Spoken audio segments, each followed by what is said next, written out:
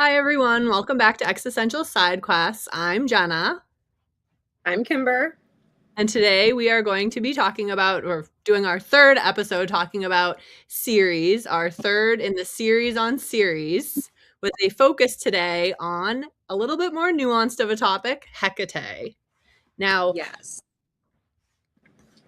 one of the things we're going to be looking at today is how we can see ourselves in this story, in the partnership, in the camaraderie between Persephone and Hecate. Persephone's journeying and decision making, and where does that show up in our lives? And also, how can we see the Hecates, our allies in our decisions, in implementing our decisions and following through with different things?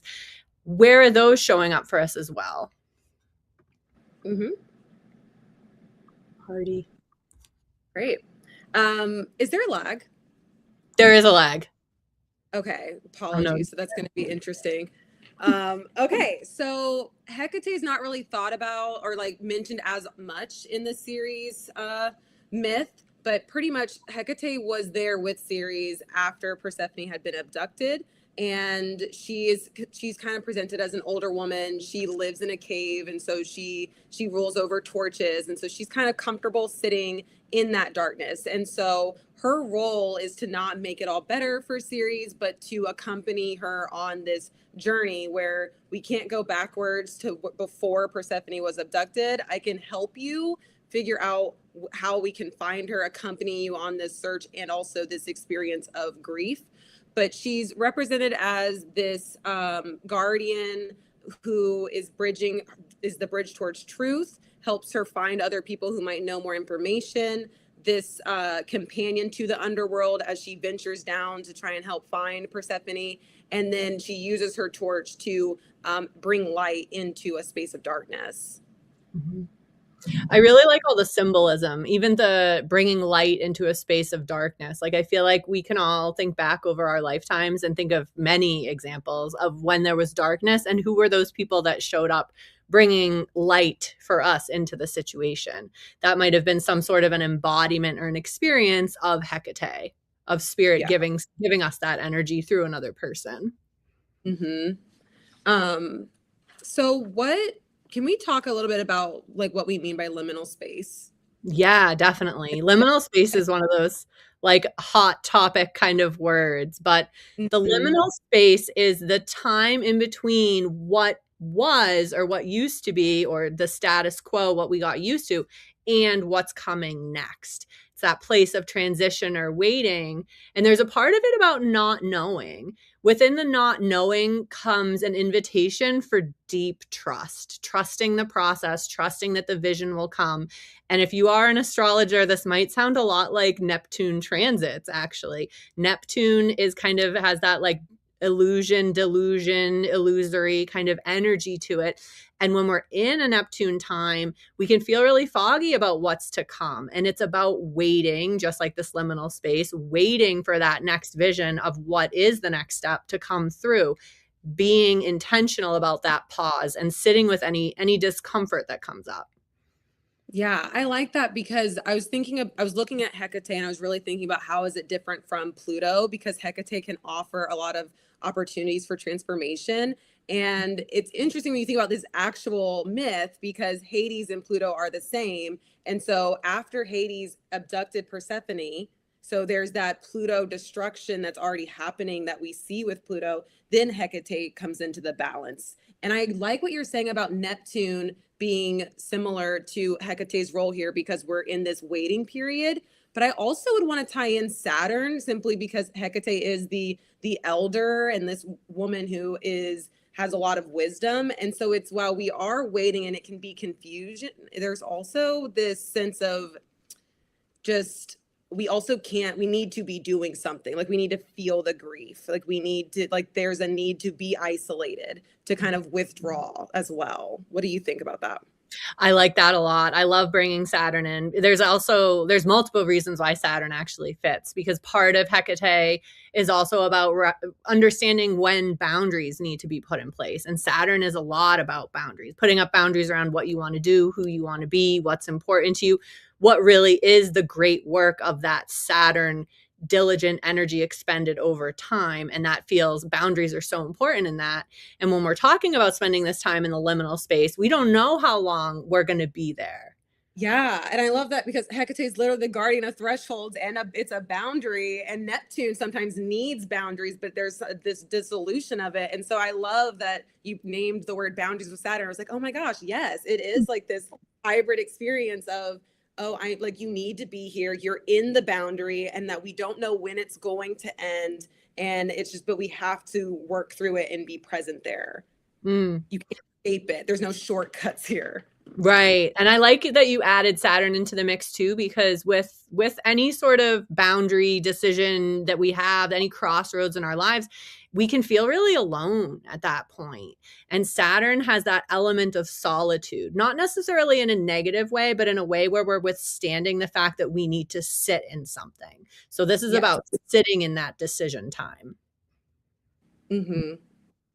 Now, I think that it's really important for people to kind of think about that of like, even when you're going through a grief or challenge, how important it is to feel like there is a support, like a person that's able to sit there with you. And like, why does that help, even if they can't take away the pain? The camaraderie. Yeah. Oof. It can be so helpful because even if the person can't take it away or can't really do much about it, you're still the one in the driver's seat, the one that's actually making and implementing those decisions whenever those actual avenues come available. It can actually be really validating, though, to have someone with you that is actually bearing witness to your experience.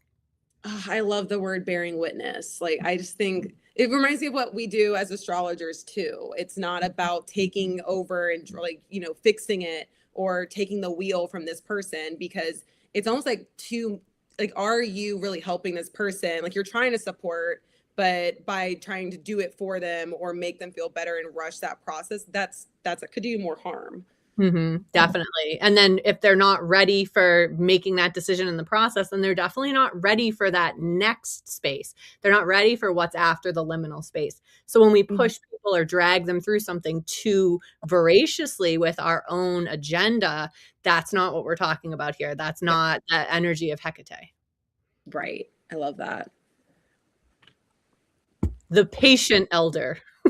Yeah. What do you think about so I think we're going to explore, there's an asteroid, the number is 100 called Hecate as well, and just like there is the planet Ceres. And so where that is in your chart, but I'm wondering, like, we can think about when we need a Hecate in a time of difficulty and when we also show up as a Hecate, like a guide for someone else during a difficult time, and like what that shows up as.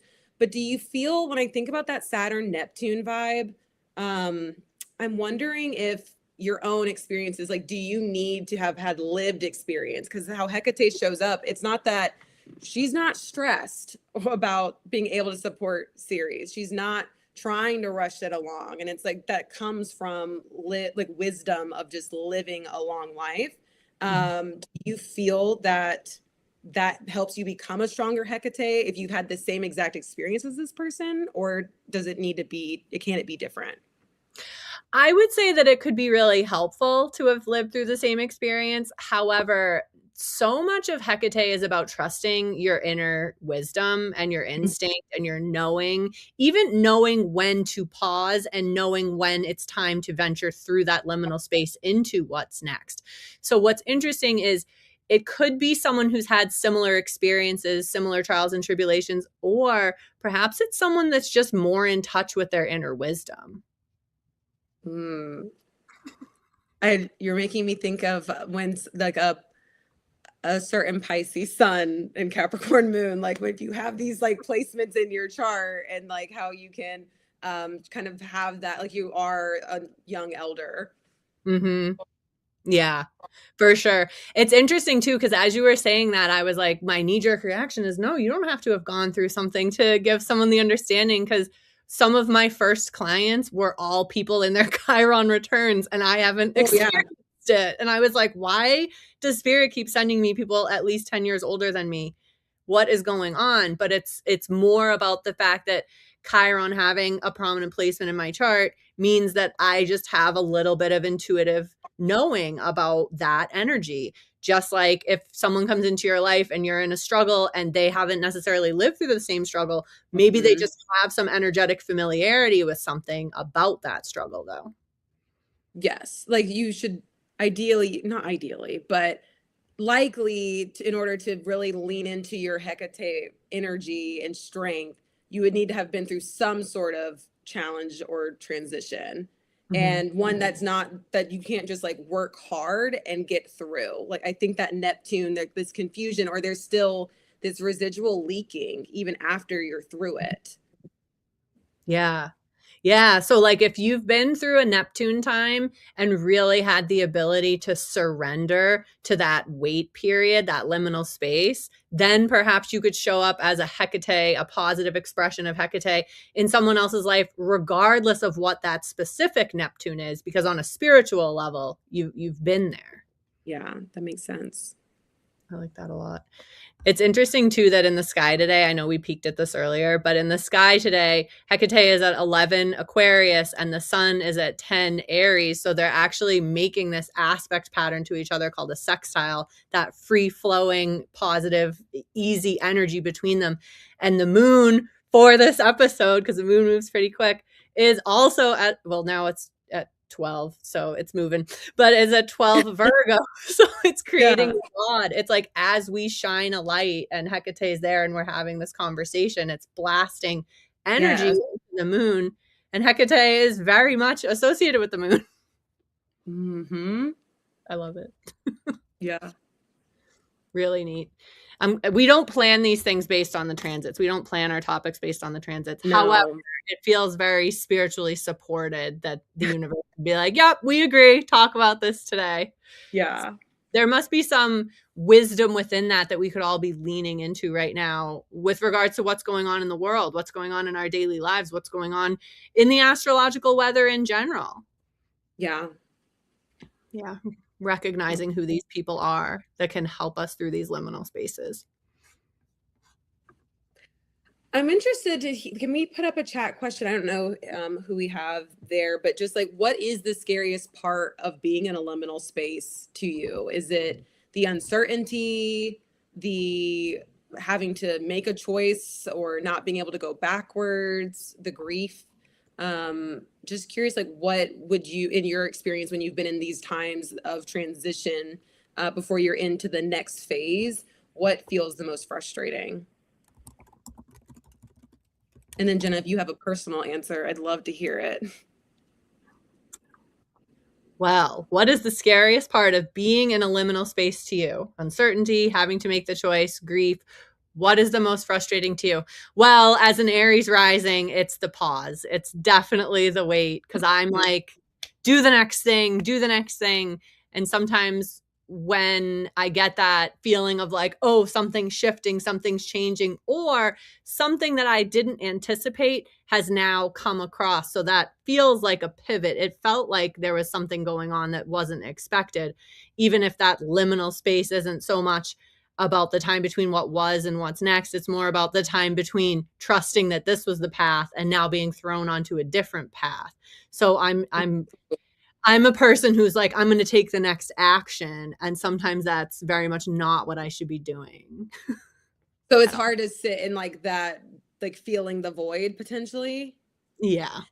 That's so funny, because I was going to say it's also, I guess, sitting in the void for me, but it's the grief of, I can't believe that just happened. And like, almost, I'm still grieving the past. And I was wondering like which place. I was like, I mean, I have a moon Pluto, and I was just like, this makes sense. Or, I have a 4th house stellium. So really being able to, I'm paused and I'm not ready to think about what's next, because I'm still upset that I'm here. And it's like this void of, I can't go backwards. I know that, but I'm not ready to think about moving forward. And that totally makes sense with the Aries rising. And so it's, we both are saying the void, but we're like looking and holding on to different sides. Yes, it's definitely the void through the reasons of our moon and its configuration. Because my moon being in Gemini is very much like, Let me fix the problem. Let me think about this. Let me move through Yeah. it. It's not a sit still and wait moon. That's so interesting. Yeah. What about when it's like about making a choice? Mm. The some of the maybe the choices that are at your disposal aren't what you want. Yeah. And yeah, like how does is anger welcome in a liminal space or with Hekate, or is it or Hecate, or is it just or is that unproductive? I'm making this a banner now. I Okay. love that. Is anger welcomed in a liminal space? I feel like you said that to the audience, but it was meant for me. It's for both. Yeah. Like spirits like, listen up, Jenna.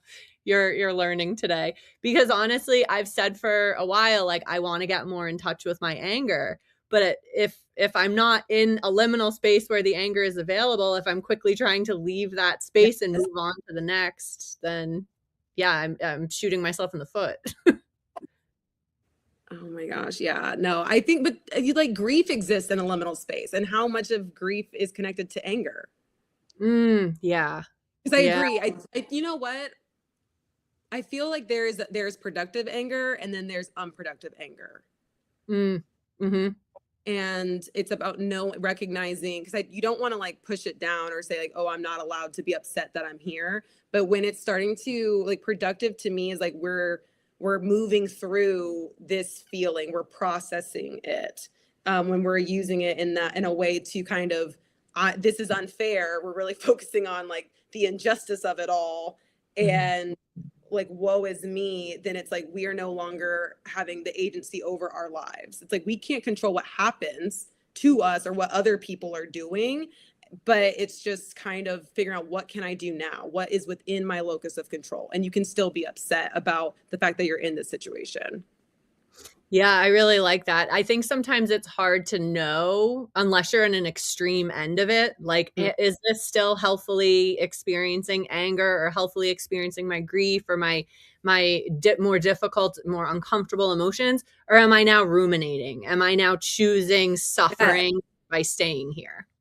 Yes, I think that's really interesting because I do feel I learned in my liminal spaces where I'm grieving the past, you allow yourself time to do that. But then there's a point where we are pining, like we're holding ourselves in place. Mm, And it's not that you want to force, like, okay, a week from now, I'm done doing that. But it's mm. just that, okay, you can be sad or still look back and still moving forward and working through it.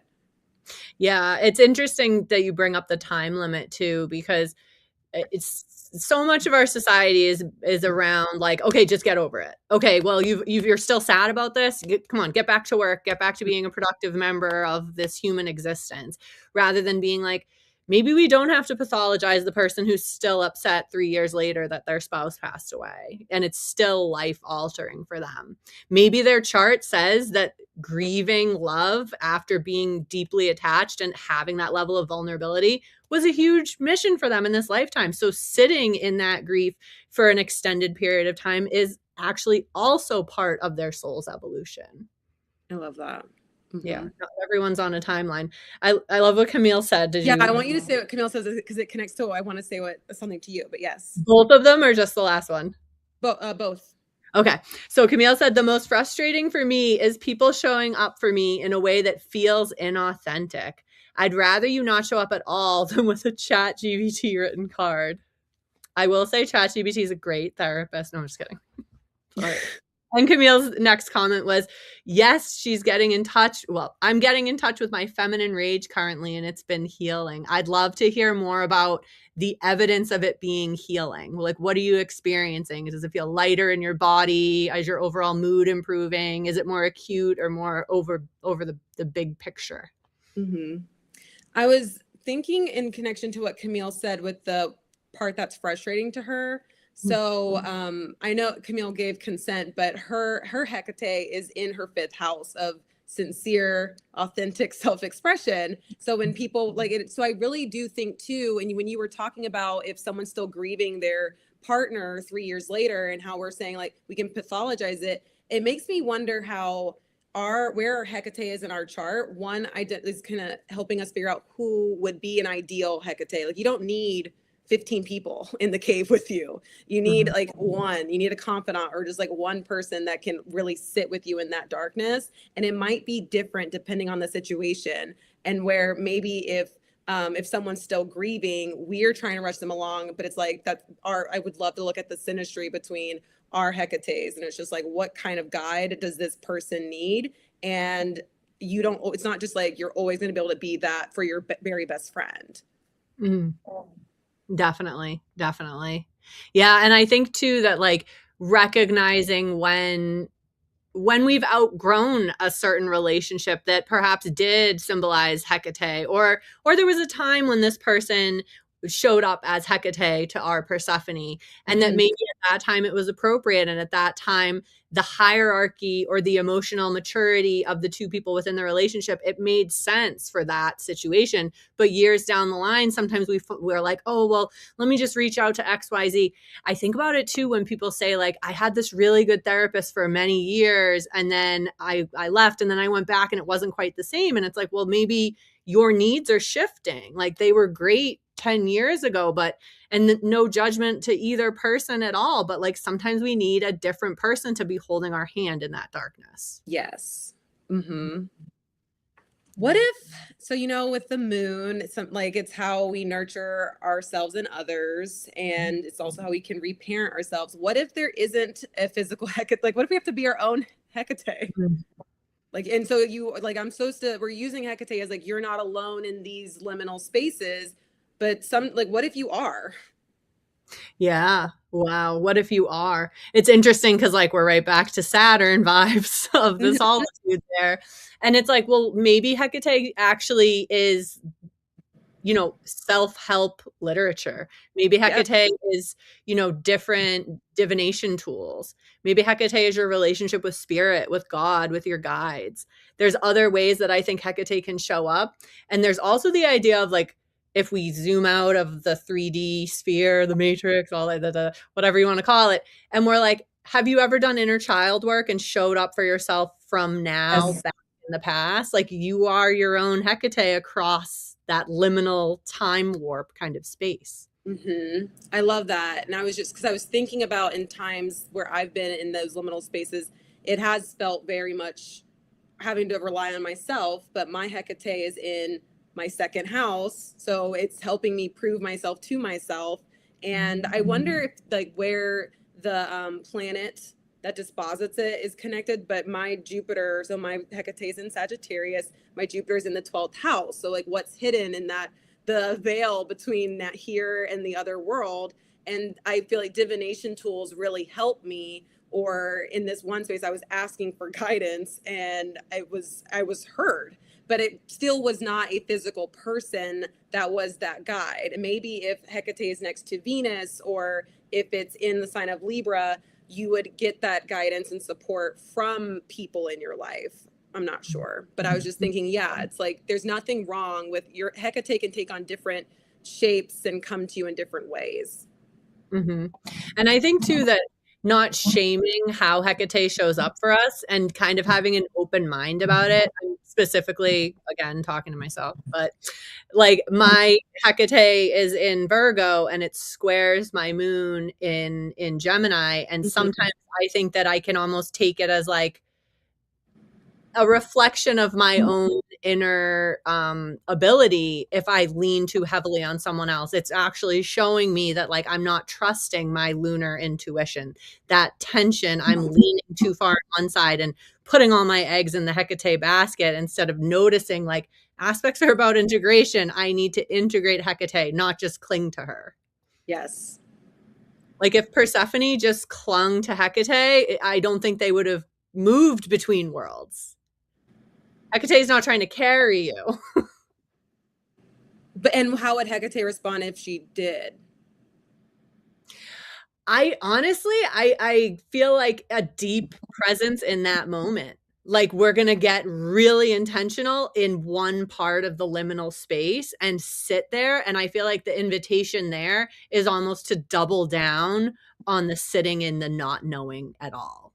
It's like, Yes, yeah. I love that. Because it's also,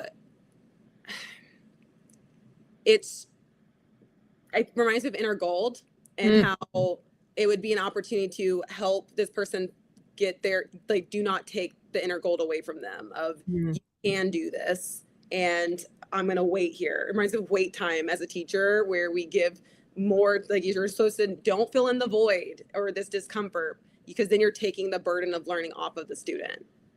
Yeah, I like that a lot. Mm-hmm.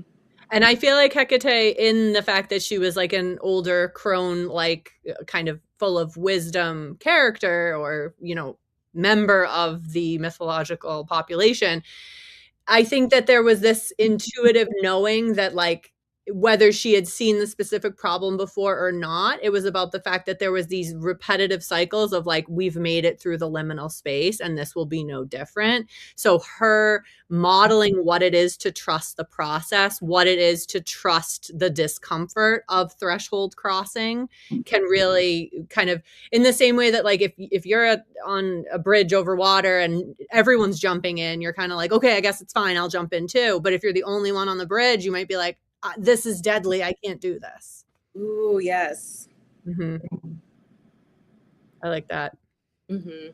Camille replied about going deeper with how rage has been healing for her. For me, the rage has brought more clarity and groundedness. I actually feel like I have more life direction / life purpose clarity since allowing myself to be angry.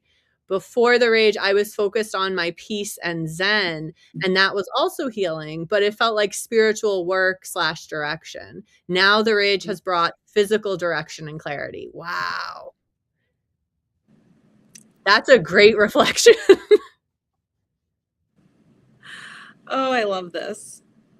Like, you've brought it into your body. You've made it earthbound. You've grounded through feeling the physical experience of the rage, and therefore your physical body has had time to ground and center in it to bring that physical direction and clarity too. Like, that's really profound. Mm-hmm. Wow. Damn. I need to get to work on my rage. What are you thinking now? I'm thinking that I really like what Camille's saying about the different levels with what she's implying, about the different levels with which we can engage liminal space. Mm-hmm. And I know that it's kind of similar to how we talk about the different ways people can meditate. Like, there's the literal sit on a mountain, sit in the forest, and just like be zened out with your legs crossed and eyes closed and be silent. But then there's also different things that different people will find meditative, such as working out or going for a run or going fishing or being on a boat, like swimming at the beach, like anything like that, where it's like, what works for one person, what it means to meditate, what it means to sit in a liminal space for one person, what it means to feel rage. Like, Camille's taking the experience of meditating on rage to a new level that actually is way more harmonious with how her body and her soul really wants her to experience it. Yes. And you said 5th house? Yes. Yeah. It's conjunct her Chiron. Oh, wow. Oh, that's special. We should look at where her Charlico, I probably just said that wrong, but Chiron's wife is in her chart, because that's a lot of action all at once. That's a lot of being guided by elders all at once. Whew. Yeah. Well, that's interesting too, because Ceres is conjunct her sun, remember? So it's Yeah. very, let me see. Oh no, 4th house. So all in the same. I want to talk a little bit about, I think maybe I lost my train of thought.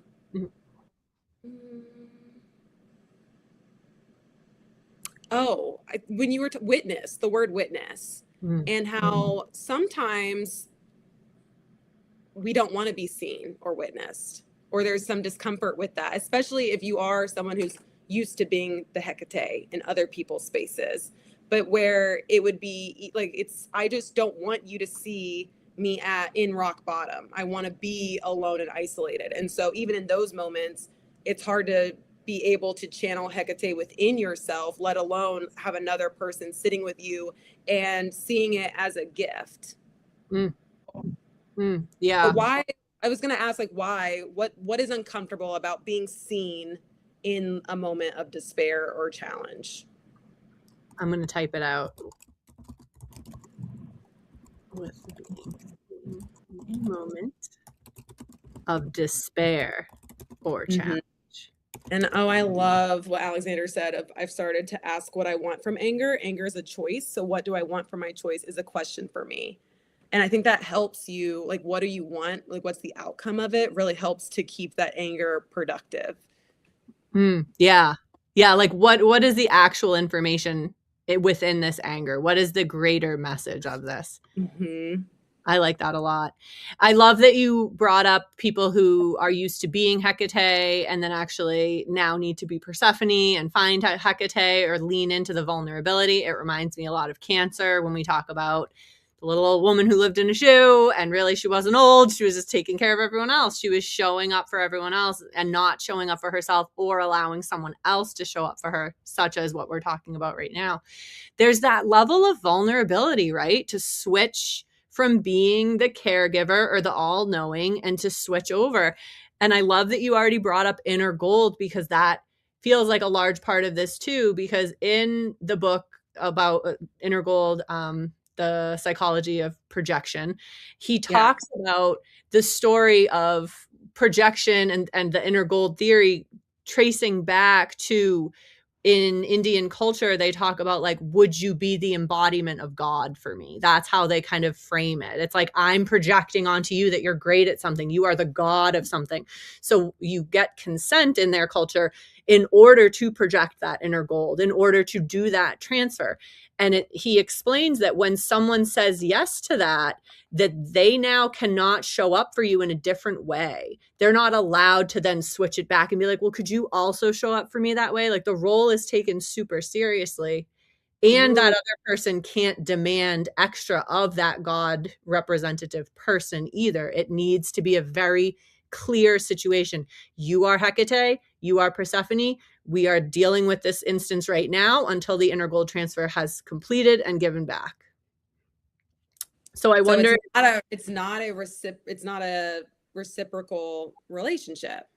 Right. And if people, right, exactly. So, like, if it's kind of like the mentor mentee relationship, like, if you are the mentee, your mentor is your mentor. There's not really the switch of that can be really uncomfortable and dysregulating and actually upset the balance of the relationship overall so that neither one is getting a benefit of a mentor mentee sixth house relationship. So, keeping it clear and like kind of unilateral, like you are the person that is the incarnation of God, I am the person asking that of you, that is the relationship, point blank, period. So I think what can happen is if somebody is representing that incarnation of God, another way of saying it, if someone is looked up to by millions of people, if someone is a celebrity, if someone is the leader in their field, that can almost become like a burden. Like you're not, you have to take that on, and that's not an easy task.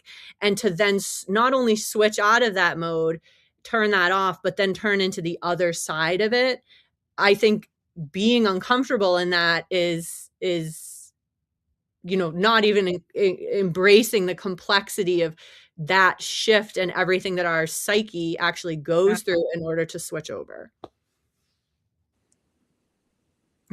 That's fascinating. I mean, I'm still stuck on that if I'm your Hecate, I need to go. You are not my Hecate in Yeah. this moment, in this thing. Yeah. Because I think it punches holes, like in the same way that, like, I keep coming back to the visual of holding a hand crossing a dangerous road. And it's like if I'm holding the hand of my child crossing the dangerous road, I'm the one in charge. I'm the one that's making sure that we're guided together. Yes, they're still walking, they're still doing their things, but I'm the one accompanying them, making it safer. Yes, and I think it's easy for us to see that with when there's a size difference and like a age gap. But I think too, I'm thinking too of like if we're in a tunnel and with torches because of Hecate. But if I'm lighting your torch and there's like this chain reaction where then you can light a different torch and so on, like what if my torch goes out? It's which direction do I lean back to the person who I was lighting their torch? No, I lean this way. But it's like sometimes that it's like once we've been helped through and then something happens, are we as close to our former Hecate or mentor? And so like I think that's really what you were saying is just making me think about how when we were talking about those weird dynamics between astrologer and client or like a mentor mentee, and they can become weird and imbalanced. Now we want to make sure like this person is Ceres and they're going through this thing, and to just not do too much transference or projection onto them and then kind of expect something. It's like, where are you giving from?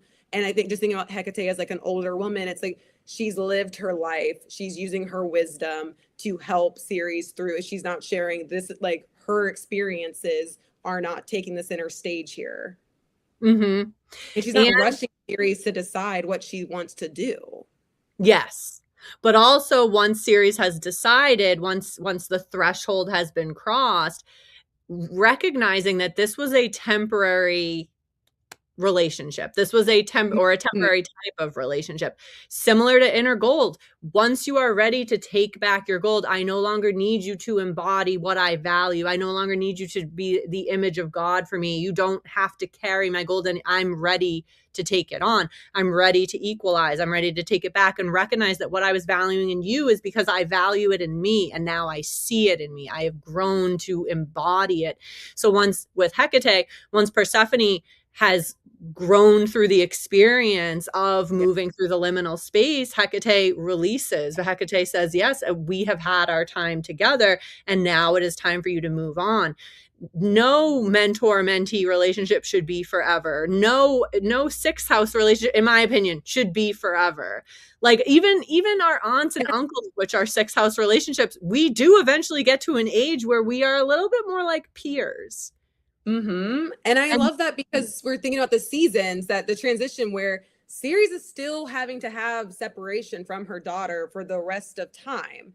But Hecate doesn't show up every time winter is here because Ceres it has the tools to work through her grief on her own in that time, according to that myth. And so that's just very, very interesting that you're saying it that way. And it makes me think about with my clients that come multiple times, it's over time, it's like building that capacity and then maybe transition, like Andy had suggested before, of into tutoring, where it's like, do you want the relationship to always stay the exact same? Is that what's best for this person? Yeah, it reminds me of like in therapy when you start doing skills-based talk therapy and gaining skills for your toolbox so that maybe you can then embody these therapeutic qualities for yourself. It's why we say Hecate also represents our inner knowing, our inner wisdom. It's like an inner gold transfer. We're saying, I can't quite see the wisdom in myself yet. I'm not tapped into my intuitive knowing. Can you embody that for me, Hecate? And then once I'm ready, just like once Demeter had gone through those cycles of losing her daughter and then reuniting, she's able to say, actually, I can hold space for myself during those winter months. Yes. Yeah. I like that a lot. I'm glad you brought up inner gold. That was unexpected. Yeah. I wasn't expecting it either. Good side quest. Really good. Yeah. Let me see. I think I have some other questions.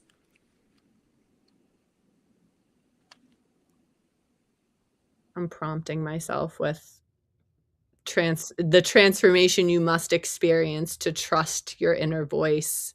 That's kind of what we were talking about with things with is it important for people to go through the same situation as us? Yeah.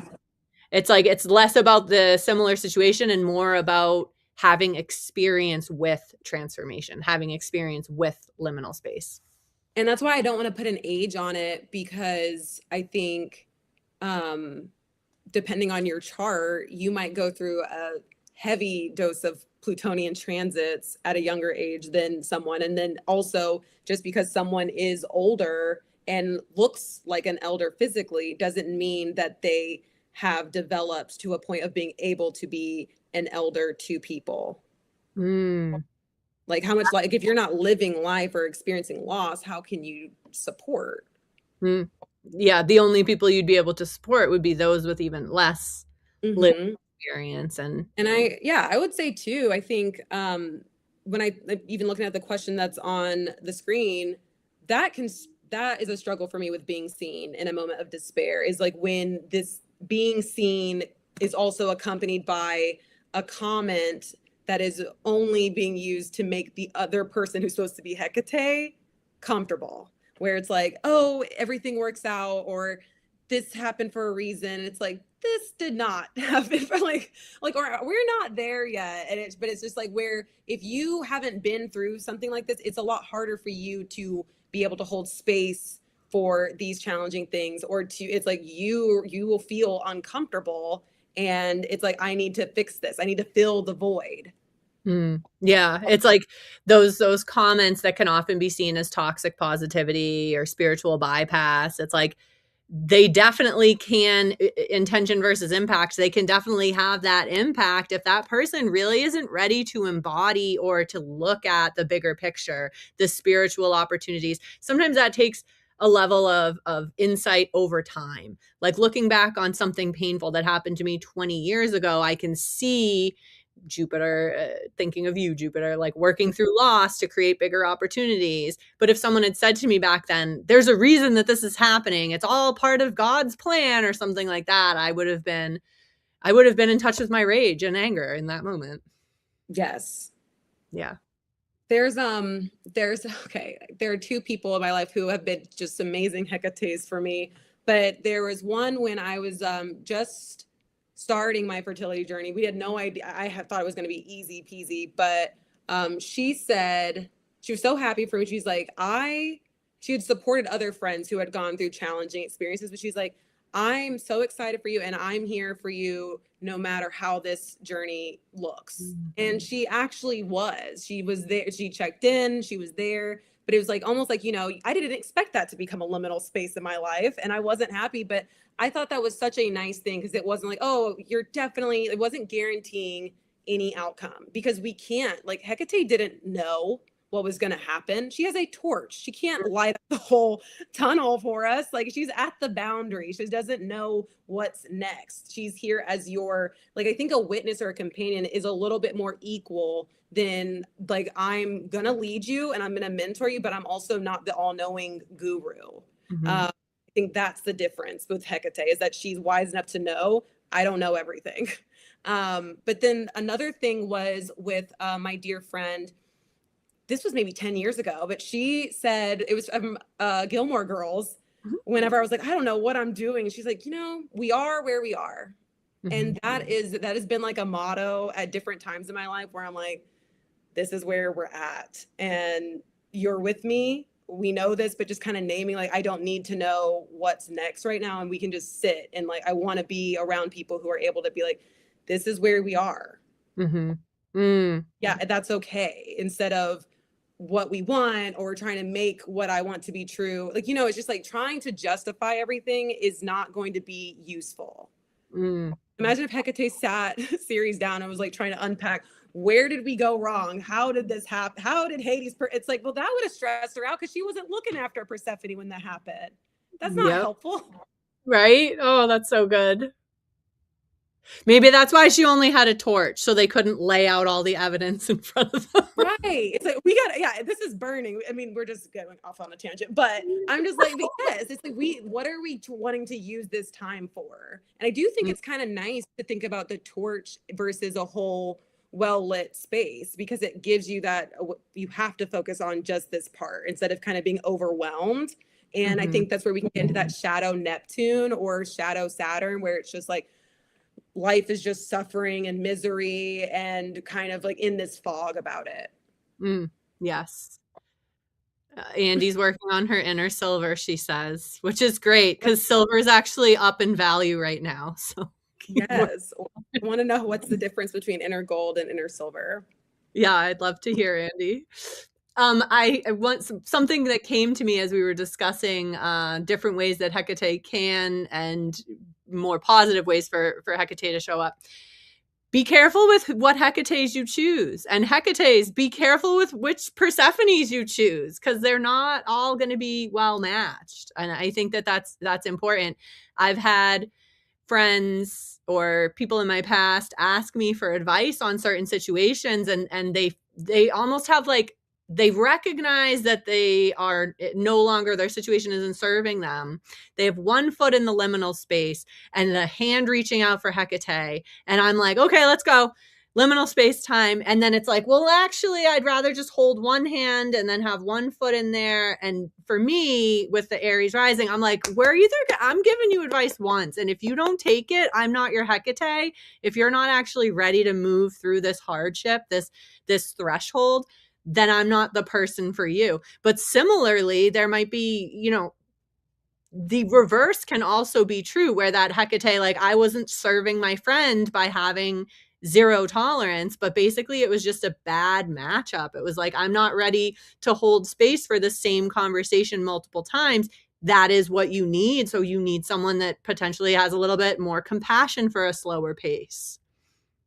And I think that, again, this is going back to that episode about astrologers, but if you were able to recognize that you're not the right Hecate if you're being chosen, connecting this person with someone who could be a better Hecate, it doesn't mean that and there's a way to do that without like abandoning it. So you can show up as a support and as a friend and not have to be in like that role of guide. Yeah. And especially when there's multiple roles going on at once. Like if you're trying to guide someone and have that unequal inner gold transfer type of sixth house relationship, but then in other instances, you're having seventh house relationships or fifth house relationships. I'm not saying it's impossible, but it's a lot to juggle, especially if some of that sixth house stuff is very deep and personal. It can be hard to then casually go out as friends or casually go have some fun in a fifth house situation. I like that too, because especially when you're thinking about how this Hecate Ceres relationship is not balanced or equal in that way, of just so specifically in those types of relationships where we are on equal ground or ideal, then that's something to kind of reflect on. Yeah. And the whole, like, when people are like, it's like seeing, well, I forgot what they say it's like, but when you see your teacher at the grocery store or something like that, and it's like you've taken this person who is an authority figure in a certain situation, and now they're it's like being at the circus. Like, what am I seeing? This is not correct.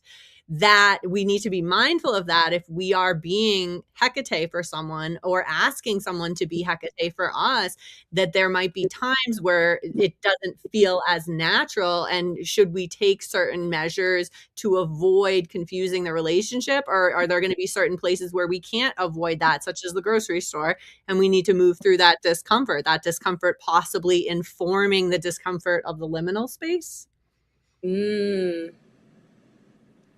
Yes.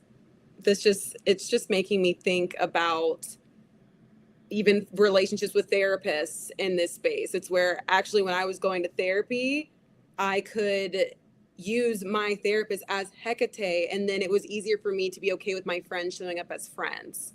It takes a lot of pressure off of those relationships, or I can lean on them and they can be an elder in this moment, but there's not like this resentment able to build up. It's just, I think that that's really helpful. And because I don't know what's going on in my therapist's life. The Libra rising in me at first didn't like that. I'm like, this feels weird that I'm talking only about myself and I know nothing about you. But that's the point of the relationship, the focus is me. Mm-hmm. Yeah, it's like they know you on a level of intimately close friendships, but you know them on a level of like maybe an acquaintance. Yeah, but it's like you're not even a close friendship because it's like a third part. They're zoomed out, and so there's no stake in it. So they know so much about me, but there's this stake is not as high. So we know we're getting like ideally with a healthy therapist a subjective or an objective point of view. Yeah. And they're going to be somewhat, at least, resilient to the drama, the details, the excess within our lives, they're going to have Saturn. Boundaries around what is theirs to take on and how much of this situation, of this showing up of Hecate, is going to actually impact them on a sustained level. Mm-hmm. Can you read Camille's quote? Because this is perfect. Yes. Camille said, I used to be such a great Hecate with patience. Now I'm more like, I support you, but I have to keep my boundaries in place and can't keep having the same conversations. That was hard for my people at first. So I was gonna say one, if you are the Hecate, sometimes like you need to have a way to decompress or to have a space to like relax. We don't just, once this person is done, we don't jump to being a Hecate for somebody else. Like, what does self-care look like? But two, I think what Camille's saying is, what if someone just wants you to rescue them or is not sitting in this space? They're like, no. And it's where this liminal space, we never know what time is going to actually be spent there. But what is the service here if they're not engaging? Mm.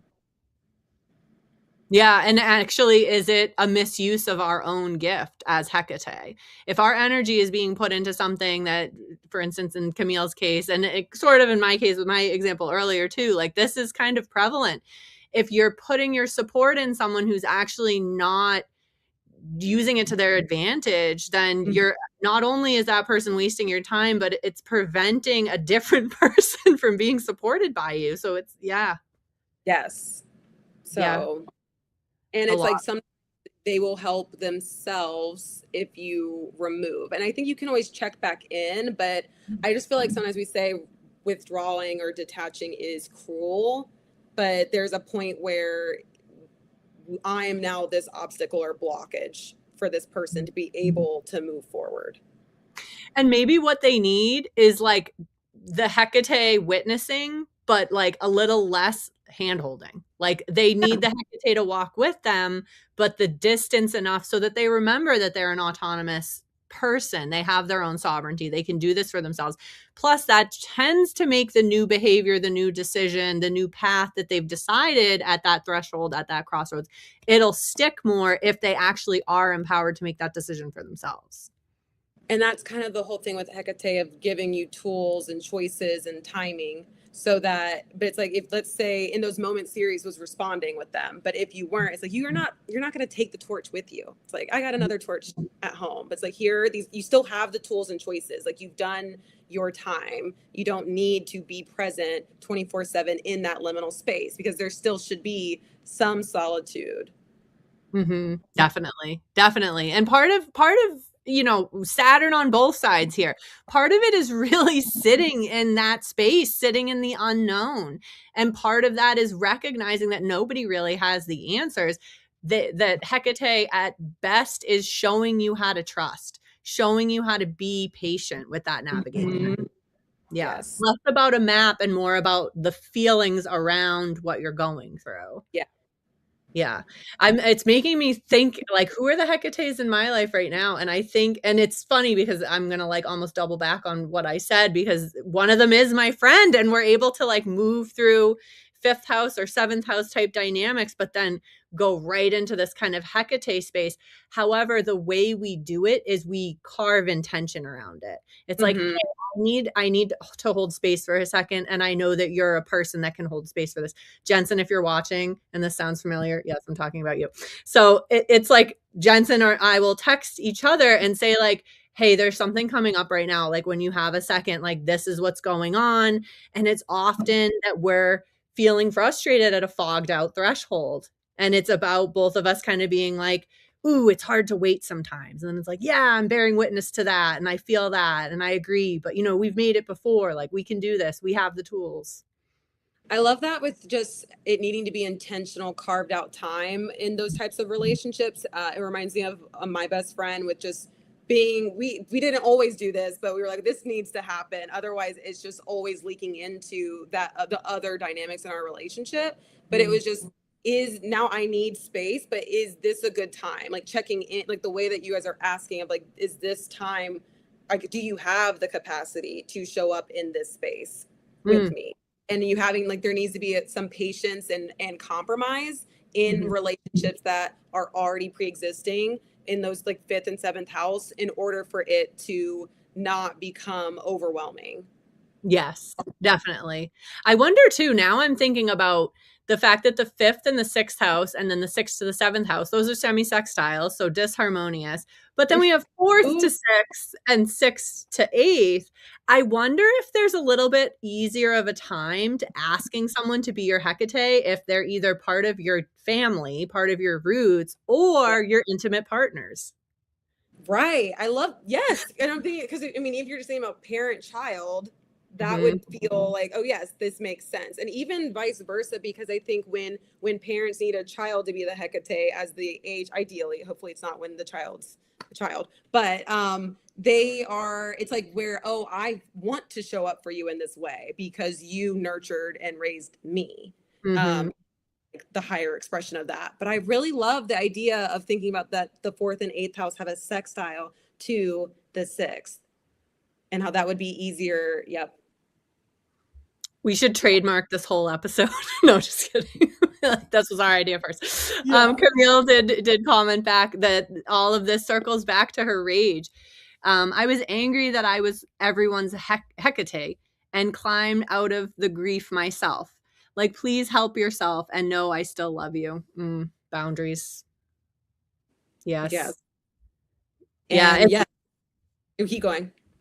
Well, I was just thinking that, like, when therapists have therapists, like, we need our Hecates too, even if we are a massive Hecate. Go ahead. No, I was just going to say the same thing. And then what Camille's saying of I feel like I'm my own Hecate more often than not. Is that a thing? And I'm like, yes.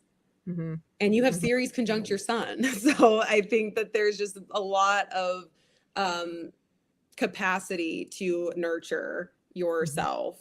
But I think too, I just think like finding people who can show up in that space is important. Mhm. Definitely. And I wonder too, Camille, like, is there a part of this where you're connected with spirit in those times too? So, like, maybe spirit or God or however, whatever word resonates with you, even past versions of yourselves, your ancestors, like maybe those are incarnations of Hecate as well. Yes, I love that you said that because I was like reading something and talking about how some people experience Hecate through these visions or these divination experiences. So, Oh, wow. Tarot cards could yeah, be. you're not really alone. Yeah. Oh, yeah. That's so true. Have you ever had that experience when you're like, I'm going to ask my tarot deck this question before you flip it? You're like, I already know what you're about to say. I don't even need to do this anymore. Yeah. hmm Yeah. hmm I think that's probably like, I'm ready to embody Hecate a little bit. Yeah. I'm recognizing without needing the external handhold. Yes. Yes. Yeah. Camille said yes. hmm Highly spiritual. That's awesome. Oh, Yeah. what a deep episode. I know. Oh, That was fun. it's interesting how, like, I went through all my books and then I chat GBT'd pictures of my bookcases. I'm like, did any of these books talk about Hecate? Nothing. None of my astrology books. But so many of my tarot and oracle decks. So it's like, even within that, there's wisdom there. It's like Hecate is like an oracle, is Yes. like this like saintish kind of patron guidance in the intuitive side of things too with tarot and oracle decks. hmm Yep. Yeah. He's also the guardian of keys, right? Yep. Just Yeah. want to throw that out there. Just like the like keys are a tool. Like, and it's not that she's opening it; she's giving keys.